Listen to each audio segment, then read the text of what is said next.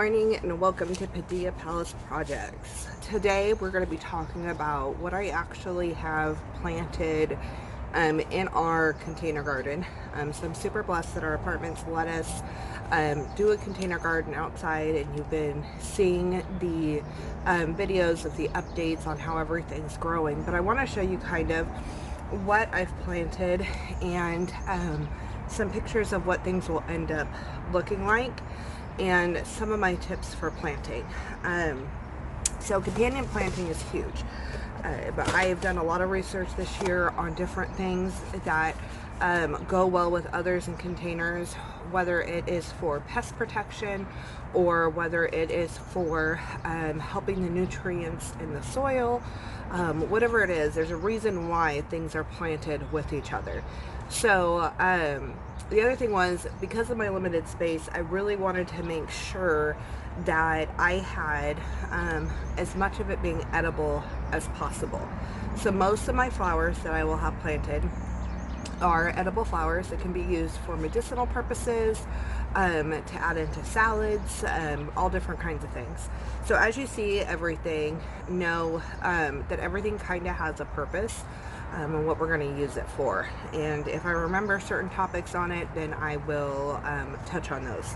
I have a ton of stuff that's planted right now, and then I have stuff that I'm going to plant in the fall that I already have the seeds for. So I'm going to go ahead and go through and show you some of these. I'm going to start with the flowers, and most of my seeds I got from Baker Creek. And when you order them, they send you free ones as well, which is totally awesome, because there are some that I would never have purchased that I kind of wanted to try, but I wasn't purchasing to save money, and I ended up getting them for free, or I got extras to something I really like. And so most of those I got, and those are on rareseeds.com, and I believe their website is reopened this afternoon. And then I got a couple, like one from Home Depot, I got a few from the dollar store. As I was starting out, my germination rate is a lot higher with the seeds that I got from Baker Creek. So I think that there is something to do with the better quality seed, making sure you get good quality seeds. If you have a hard time growing things, it might be your seeds are old or something along those lines. So the first one I got was the nasturtiums, and they're Bloody Mary. So they're all different colors. I believe these are more of a bush than it is the long vine. And then these are a great trap crop for aphids. They're also edible, and they're super, super pretty. So they've been growing super easy so far, and I don't have any flowers yet, but I have the leaves popping up, and the leaves are really cute. So if I remember right, the flowers and the leaves are edible on the Bloody Mary nasturtiums. And then borage, I'm trying this year. I've heard that they help deter tomato hornworms, so I'm going to try that. I haven't planted next to the tomatoes. I have one planted in with the corn, because the tomato hornworm also bugs the corn. And then I have one over planted with the squash as well. They're great for pollinators. They taste like cucumber, and both the flowers and the leaves, I believe, taste like cucumber. And so I'm really excited to try this guy out and see. I've never really done edible flowers, so I'm super excited about it. And then I think it's a mood booster too. So with everything going on right now, that could be kind of nice. I also planted two of these. I only did two because they get gigantic. But the heads of the flowers get to like 14 inches across, and the seeds themselves are like 1 inch long. So I don't know if this will survive the squirrels and the birds around here, but I figured I might as well try, and it could be fun for the kids who walk by and stuff like that to see this growing. Yeah, I'm excited about that, and we like sunflower seeds. So. And then I went ahead and I got two different chamomiles. I originally got this chamomile because I liked the way it looked. It's the Zloty Land. But then I did some research on it, and everybody likes the flavor of it, but it's different than the chamomile tea that you buy in the store. And we drink a lot of chamomile tea. And so I wanted to make sure that I got the German chamomile too. And the German chamomile is the one that you get in the store in the regular tea bags. So this is a Polish chamomile, and this one's the German chamomile. So I'm trying both of those. So we'll see how they go. And I only have 1 pot of the German. I have 2 pots of the Slottyland. I did read though that these do attract aphids too, so I'm purposely planting them in areas with plants that deter aphids. So like next to the lavender, next to marigolds, things like that. This marigold was my first flower I picked, and it's the colossal red color bicolor marigold. Red gold bicolor marigold. And it's super pretty. That's why I picked this one. Plus the leaves on this one are edible. So I'm really excited to see this one bloom. It looks like a fiery sunset to me. The other flower that I originally got to really attract the bees is the lemon bee balm. And this one's a unique flavor from what I understand, but it's supposed to be super pretty. Yeah, I'm really excited to try this. These are going to get big, and they're actually planted right here behind me, and which will become kind of like a barrier right here.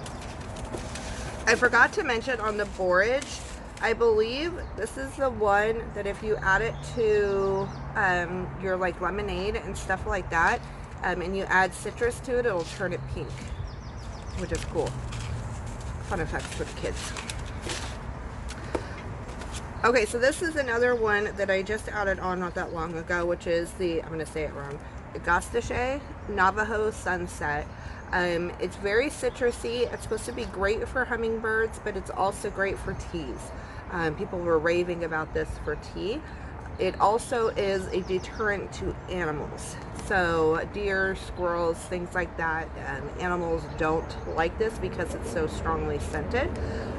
So I have that on the, I'm going to have it on the edge of the garden. I got these 2 zinnias for free. Now I need to do some more research, but I heard that zinnias are edible. I just don't know if these particular ones are, so I'm going to do some research on it. But the polar bear and the canary bird, so I'm really excited to see those pop up. I did plant these in the ground to just let them do their thing. If they last, they last. If not, then I'll try to plant some more. But it'd be nice to have a cutting flower for inside. And then I got echinacea from Home Depot. The germination rate on this echinacea has not been great. I was about to replant in the pot because it has been way over the time that it said it's supposed to be, and I noticed that there's one little sprout coming up. Now the one thing about echinacea that you need to know if you're going to plant it, you're not going to get flowers for like 365 days. So the first year you're going to get greenery and no flowers, and then after that you'll start getting flowers. It is a perennial, which is great. It'll keep coming back, but you're going to want to start this if you really want to start getting into teas and stuff later on, and start saving a little bit, being ready for next year. After I did research on marigolds, I found that there's a plant called calendula, which looks like it's marigold, but it's slightly different, and it has way more medicinal properties. It's great for like healing salves and stuff like that.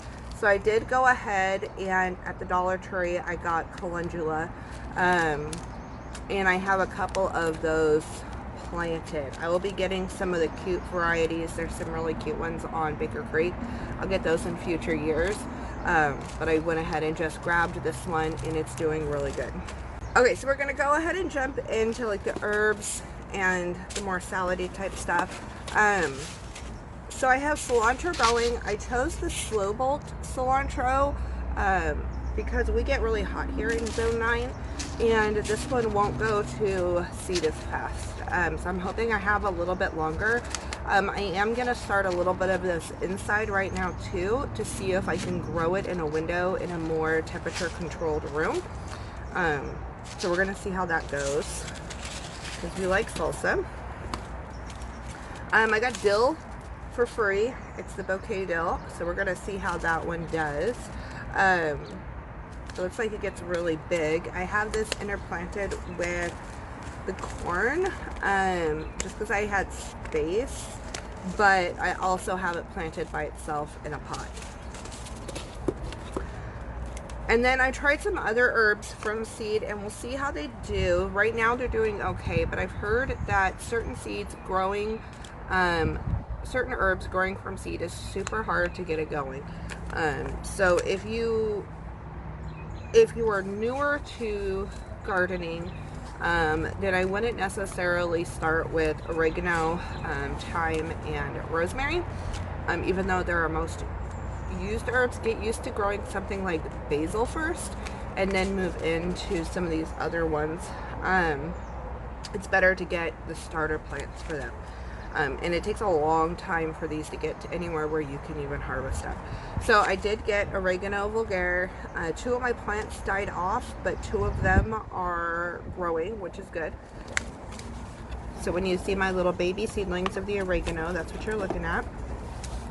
I have lemon balm. I just got this one in. I got this for teas. This could be another tricky one to start from seed. I've heard a lot of mixed reviews on starting it from seed, so I'm crossing my fingers. My rosy rosemary is doing pretty good. This is one of the hard ones to start from seed. I have it inside. I'm leaving it inside in the window so it's more temperature controlled. And rosemary likes it kind of warm, and it's still been kind of cold out. So I want to make sure that I am giving this everything I can, and I have it with the grow lights. And then I have regular thyme that I started from seed, and then I got lemon thyme starter plants. We love thyme in our house, and oregano and thyme are both antiviral, which is great for like the immune boosting and so forth. The mint that I decided to get from Baker Creek was called Mountain Mint. It's extremely high in scent, and it deters animals from what I read, and it's also great for teas. But I love mint as a pest deterrent too. Like, mice don't like it. A lot of creatures don't like the smell of mint. Ants don't like mint, so I'm hoping that this helps with that. It has been a very slow start. I started this back in January, and it's still super little. But once it gets going, mint takes off and lasts like forever. So I'm excited for this to get going and to be able to harvest. But just know this is going to be a slow goer. And then we got 3 different basils. I ordered 2 basils, and I got one for free. So my daughter's name is Emily, so of course I had to get Emily basil. It's a compact type, which is great for containers, and there's less stem between the leaves. So I went ahead and I'm trying this one out. I have 4 plants of this growing, and then I have 4 plants of the Mamula basil, and this is supposed to be a high leaf production. They both are like the classic Italian basil that we're used to, so I'm looking forward to using these. We make so many things with basil. We do compound butters, we dehydrate it, we cook with it in just about everything. I like go through so much basil, so I'm looking forward to getting some stocked up for this year. The other one I got for free is the dark purple opal basil, which is just fun. I did grow this last year, but when I grew it, I think I put it too many herbs together in one pot, and this one was a slower grower when I got it from starters from another store, and it got taken over. Like, it didn't get as high as the other ones, and I don't think it got what it needed to successfully grow. So this year I'm doing things a little bit differently and trying to give it what it needs. And my favorite color is purple, so I of course am excited to have purple basil. I went ahead and I got, at the 99-cent store, they had 4 seeds for $1, and this is one of the ones I got with sweet basil. I planted these in front of my tomato and tomatillo plants. I found last year that the tomato hornworms would attack the basil first if it was in front of the tomatoes, and then I would know they're there and be able to pick them off and kill them. before they actually attacked my tomatoes. So I have borage going next to my tomatoes, and I have basil. I also am trying out the spinach from the dollar store. I have just one little stalk of the Swiss chard growing right now, just to try it out. This is really going to be a fall crop. I don't know how it's going to do with the heat, so I'm trying it out. I've never grown Swiss chard before. My aunt really likes Swiss chard, and so I'm trying it out to get my feet wet with it and see what I can do with it and then go from there. But the rainbow Swiss chard I'm super excited about. It makes it super pretty. I love it when food looks pretty and appetizing. And then for a salad, oh, I lost one of my salad containers. Well, okay, so I did order a spinach. I'm starting this one indoors to see how it does, from Baker Creek. I'm really trying a few things in some jars. I'm a little worried that they're in jars and they don't have drainage, so I'm only doing a couple and just experimenting with them. But they're going to be under the grow lights and in a big front window to get a lot of sun, but still, again, temperature controlled. And I really like spinach, so I'm looking forward to having some greens that we can eat. I got these two salads for free, these two lettuces. And this one has been a harder start outside where I have it growing. This week, though, it just started taking off a little bit more. So we are going to try that one out until I get my teeth fixed. I'm in the process of doing dentures. So until I get those fixed, I can't really do a ton of salad. But my husband and my daughter love salad. And so I'm excited to try all these different mixes. This one is one I started inside yesterday to see how it does. And then I'm wondering if my other salads right here. Yes, it is. So this is the one that this Rocky Top lettuce mix is in the top of all of my triangular planters. And we did cut a few of these off as baby greens and made like a bite of salad for my husband, and he really liked this one. So I'm really excited about this. I have a whole container of this I'm trying to grow inside just to keep lettuce going even after it gets too hot here. And then this one I haven't started yet, but I'm going to try one. It's more of a head of lettuce. I was going to do this more in the fall. It says crisp mint lettuce, but it does not taste like mint, but it's more like a romaine lettuce. So my daughter loves romaine lettuce. That's her favorite lettuce. So I figure if I could do this and make sure it doesn't have, not a recalled from the grocery store, would be good. I got some cabbages to try for this fall. Got a purple cabbage and a green cabbage. So I'm going to try those this fall.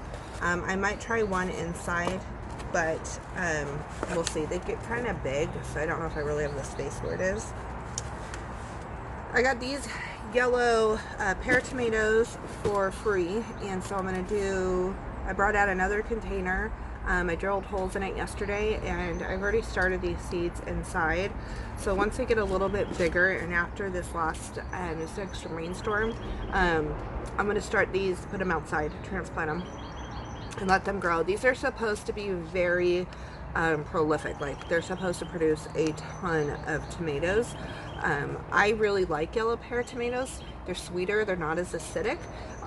So if you're looking for a cherry tomato, this could be a great one. It can be a little bit meatier,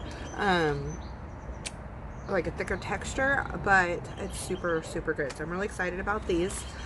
All the tomatoes that I personally ordered, I ordered indeterminate, which means that they do not, they keep growing. They can grow and grow and grow. They can get to 6, 8, 10 feet tall. They're going to keep blooming for as long as the conditions are right and you're taking care of them. Determinate tomatoes will grow only a certain size only set off a certain number of blooms and only produce a certain number of tomatoes. So I choose to do the indeterminate. I had to do some research on that. So I have the yellow pear tomatoes, and then the other tomatoes, and see if I can pull them out of here really fast. Just get to them quicker than what I was planning on. I did the Bonnie Best. So there were so many tomatoes to choose from, and the Bonnie Best is supposed to be one of the classic ones for canning and for storing. So it looks like a great slicer. It's a medium-sized fruit. It's meaty, so it's going to be good for sauces. It's going to be good for hamburgers. It's going to be good for tacos, whatever we want to use it for. So I have 2 of these plants growing right now in the containers, and then I have 2 of the purple tomatillos. And I've never grown tomatillos, but I figured they'd be good for salsa and just to have. And of course, purple is just fun. Okay, we're getting into the vegetable stuff that I have going, and bear with me as I go through this. I'm almost done. This last box. So habanero peppers. I have these seeds started inside right now. I don't have any outside. They haven't even germinated yet.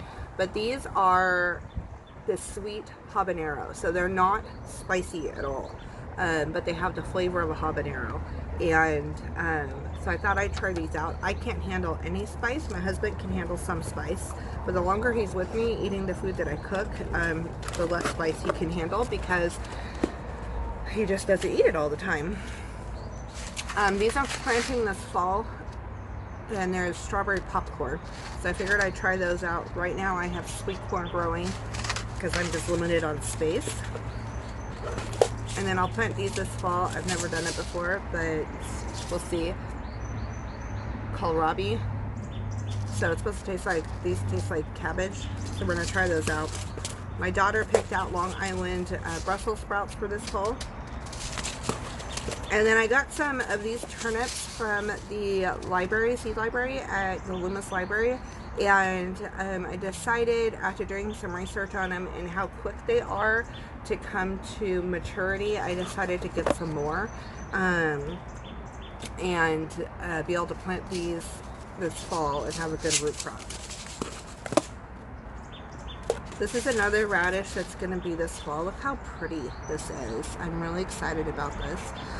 It's just a bright purple radish. This has a lot of heat to it. And so this one is supposed to be a better fall crop. So I'm going to wait for that. And then the asparagus, I'm also waiting till I have a bed designated to that, which I'll probably do this fall. Asparagus takes like 3 years to be able to harvest once you start the seed. So just plan that out when you're planting. I got a ton of cosmic purple carrots for free as my free seeds. So I had ordered one and I didn't know I was getting them for free, and I got 2 packs for free. So this is the carrot I am planting all over the place. I have a baby carrot coming in that I'm going to be using for some quick day ones before it gets too hot, because carrots don't like heat. But then I'll do a bunch of carrots in the fall again. This is a dollar store bell pepper. It's a grande bell pepper mix, and I have 2 of these planted.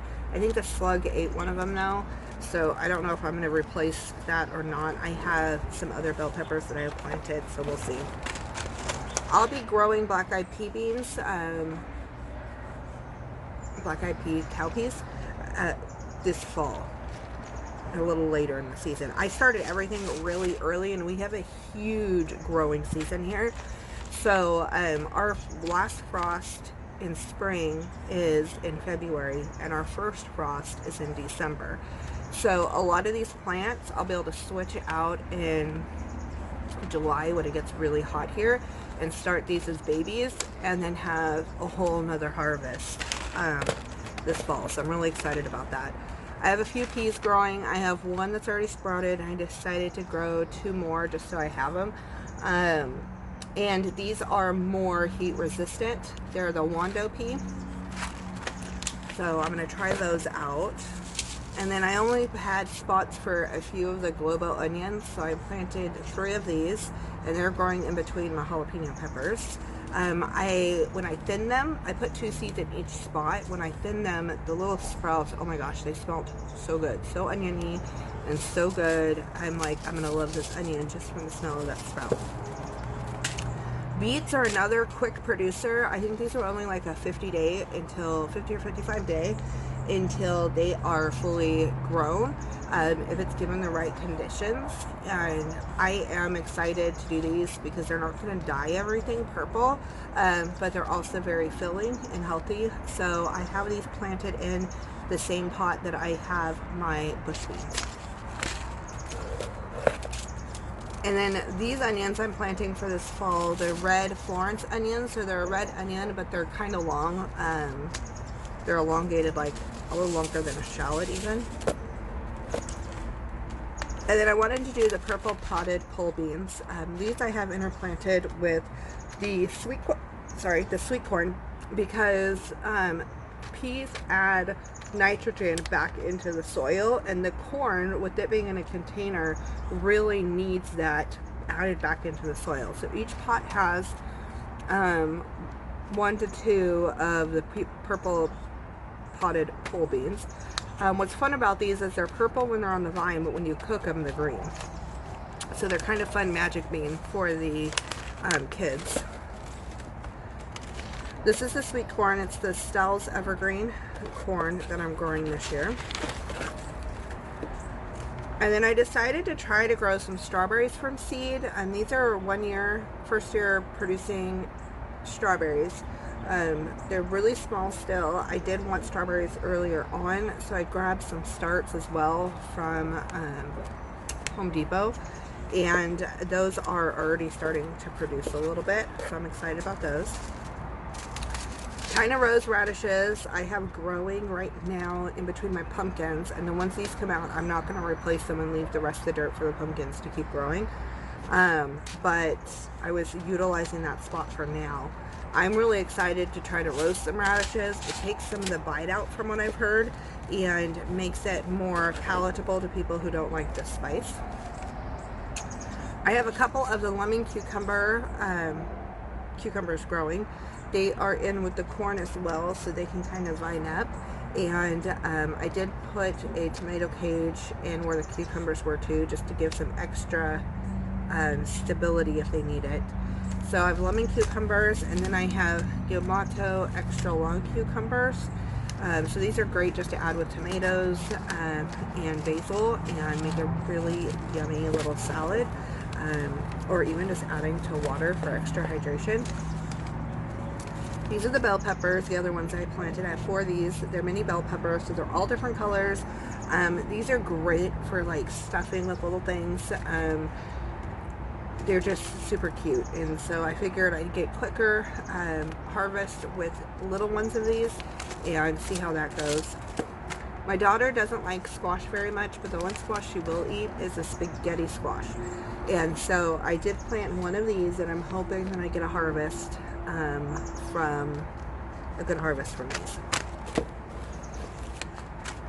And then I love like the antique finish, so that's why I chose this Jahardal pumpkin. And my aunt's not too fond of this color, so I did order an orange pumpkin for her too. But these are also very meaty, so they are great for baking and for pies and all kinds of stuff. So I'm planning on enjoying a lot of pumpkin dishes this fall. So I planted them early so I could start enjoying these in the summer for food, and then I could plant again and have a harvest for October, for Halloween time in November and stuff like that. So I did strategically start these earlier than normal, so I can do 2 different crops. And then my favorite squash is zucchini, so I have a couple of these growing, and then I'm going to try staking them and doing a different procedure with them and seeing if they work better for me this year. All of my squashes everything's in containers, so it's going to be interesting always working with containers, making sure they have the right nutrients that they need. And then the jalapeno is the Greg's Grande jalapeno pepper. and my hubby likes jalapenos. I can't even handle jalapeno spice, so I have to be careful even picking them. But we're going to be dehydrating them. We're going to be using them in salsas, roasting them, all kinds of stuff. So stay tuned on ways to store that and how to handle them without killing yourself. And then I did plant a couple of the bush beans. These are quicker producers, and so I want to try these. These are kind of like, from what I've read, bush beans and pole beans are kind of like the indeterminate and determinate tomatoes. The bush, you have a certain number of beans that produce, and that's it, and once it's done, it's done. And the pole beans, as long as you're picking them, they keep producing pretty readily for a lot longer. So that was the difference that I read up on, and we'll see how they do. It's an experiment for me. And then I love patty pan squash, so I did do a plant of patty pan squash as well. So even if I get a few off of that, I will be a happy camper. I love that roasted. You can put it in with butter and garlic, and it's just super yummy. These are my quick radishes. These are 29-day radishes. That's what they say. The ones that I had planted from the food bank, not the food bank, from the seed library were older, and they did not come to maturity at the 29-day mark. I pulled one and there was no bulb at the end, so I'm waiting on those to see how they do. But what's great is the greens on all this stuff, the radishes, you can heat up like a spinach and cook as well. They're a little bit peppery and add a different texture to your food and stuff, a different flavor. So I'm experimenting on how to use all the greens. I haven't done all this stuff, and I'm really excited to be able to have that ability to walk out and grab it. And then the pumpkin, okay, so the orange pumpkin I decided to grow was the Connecticut Field squash. I get about 20 pounds. And they say on the back of the seed package they're great for pies. So it's the traditional orange, so people are used to seeing that. And then they are great for pies too. So I'm really excited to try this one out. I have other seeds that I got from the seed libraries. So I'm gonna have broccoli, and there's some kale, there's a few other little things that I got from the seed libraries that I'll be mixing in throughout. But those are the main seeds that I bought and what I am planning on growing this year. Container gardening, I really want to make sure my soil stays healthy for all different types of plants. So I'm really working on making sure I'm rotating my crops in the fall, get the right ones growing in there, and that way it's regrowing, re-adding nutrients to the soil for my spring crops. So I'm doing a lot of research on that and trying that out. Doing a lot of companion planting, and right now what I love is in this time where grocery stores are kind of harder to get some things that we want, being able to walk outside my front door and not have to go to the grocery store and get some produce and things is great for me. The things that would be spoiling and so forth. So I'm trying to experiment with a few things inside. Like I said, I have the container gardening growing outside. I am warding off squirrels and the neighborhood cats, and so I am dealing with that. And then we have a couple of cold days still coming up, but we're not supposed to hit actual frost again. So I'm crossing my fingers. I'm watching the weather on that. But I decided to experiment and start super early. That way I had a crop early on. And starting from seed is a lot cheaper than trying to get starts for all these plants. And so that's why we decided to go that route. And so even if I only get a few off of something, it's less than I would have spent going to the grocery store and actually buying it too. And so yeah, I encourage you to start a garden no matter where you are. If you're in an apartment and you have limited space, or you have just your window in your kitchen that has a ton of light, or if it's your bedroom window that has a ton of light, start some plants. Do something that you like. If you are brand new to it, grow something that you love to eat, because that is what's going to make you want to keep growing it. And then always make sure you have stuff for pollinators to come in.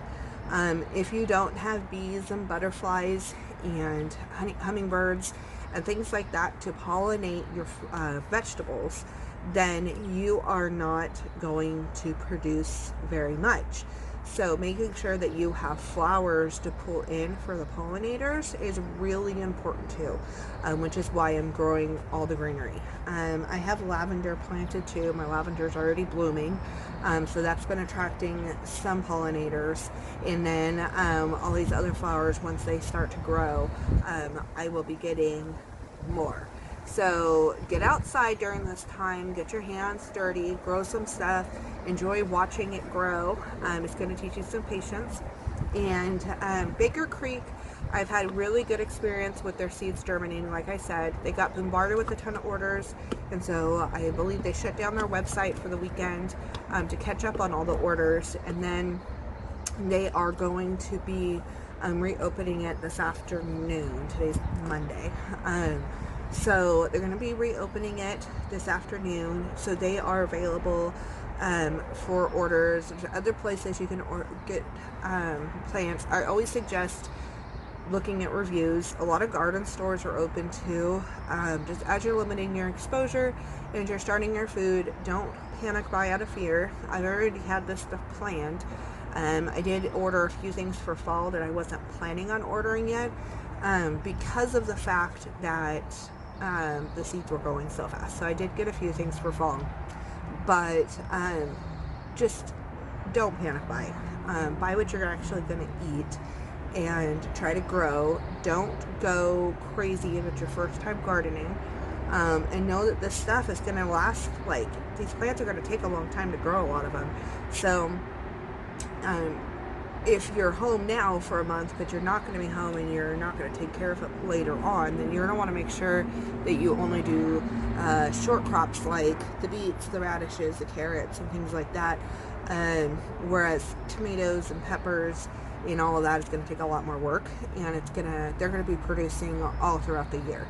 So that's my encouragement to you, and that's what the seeds that I bought, so you have an idea of what to expect. As these get bigger, you get to see like the different flowers that are going to pop up and why I planted them. If you're starting out too, I really suggest doing a garden diary.